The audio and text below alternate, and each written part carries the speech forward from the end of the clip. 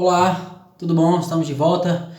Eu vou falar aqui hoje, bem rapidamente, sobre uma segunda técnica para estudar o COF, né? Se eu expliquei lá no meu primeiro vídeo sobre como estudar o COF, a ideia de escutar por áudio, né, com fone de ouvido e gravar áudios, né, para facilitar, ficar mais prático o estudo das aulas do COF, eu vou falar sobre uma outra questão que é o exercício da memória durante né, a execução do curso do COF. Né?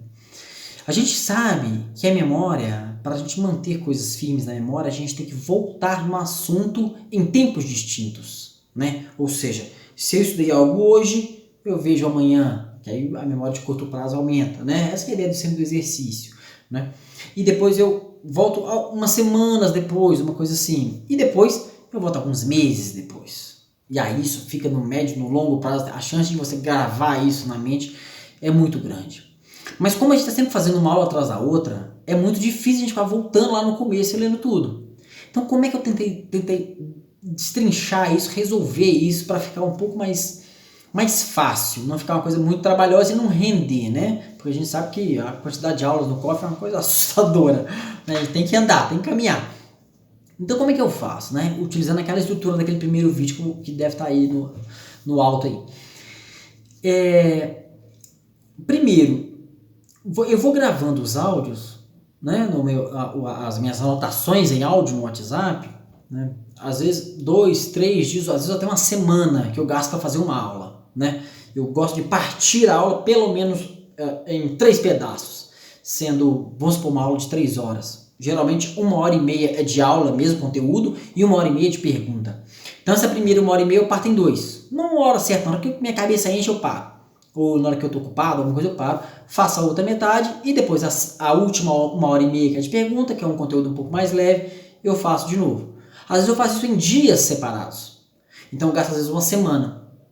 E aí, quando eu vou pegar os áudios para ouvir e fazer uma redação, né, fazer um monstro, como eu costumo dizer, como diz o Jung Dono, o trabalho intelectual, um monstro do resumo, né, um resumo meio descuidado, digamos assim, eu faço às vezes 1, 2 semanas depois. Então assim, eu fiquei me alimentando daquela aula durante uma semana, esperei 1, 2 semanas para escutar o áudio.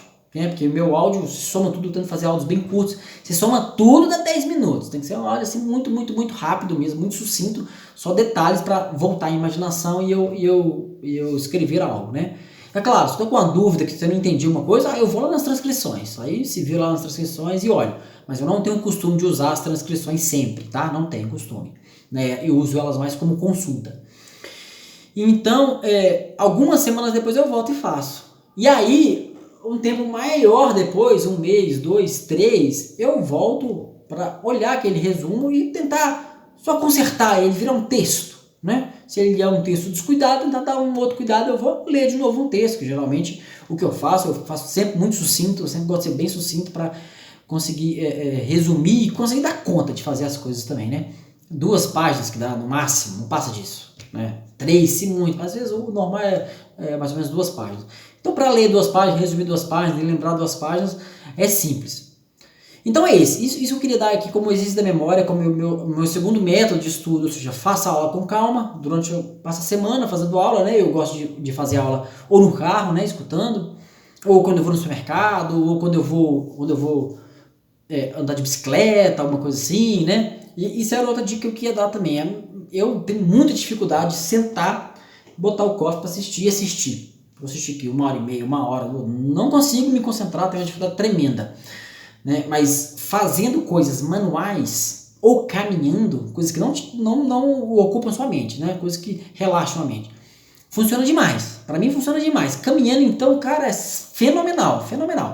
Depois que eu fui lembrar, né, ligar uma coisa com a outra, né, da filosofia do Aristóteles, que eles se chamavam de peripatéticos, se não me engano, uma palavra mais ou menos assim, que eram aqueles que caminhavam, né? E descobri que Freud também passava longas caminhadas, né, conversando, discutindo e tal, que caminhar é uma estrutura utilizada pelos filósofos, pelos pensadores desde sei lá quanto tempo, né, sempre foi utilizado. Acho que isso amansa, né, o pensamento relaxa, não sei. Sei que para mim funciona, né? Põe um fonezinho e vai dar uma caminhada, vai dar uma volta, sei lá. Funciona. Né? Essa era a outra. Então, assim, o exercício da memória, faz o áudio, dá uma semana, 2 ou 3, volta naquele áudio, escuta e transcreve, e depois daqui 1, 2, 3 meses você volta naquele texto e ajeita o texto. Né? Então você está sempre produzindo alguma coisa, está gastando o mínimo de tempo e está voltando na memória tempos diferentes. E a gente vai ver, com isso, a gente acaba descobrindo o método um pouco de ensino do professor Olavo, né?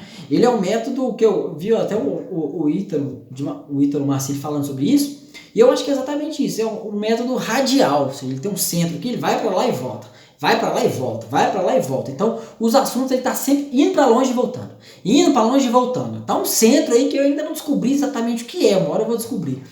Mas ele está sempre voltando, então assim, os assuntos passam, somem, na hora que está quase sumindo ele pega de novo.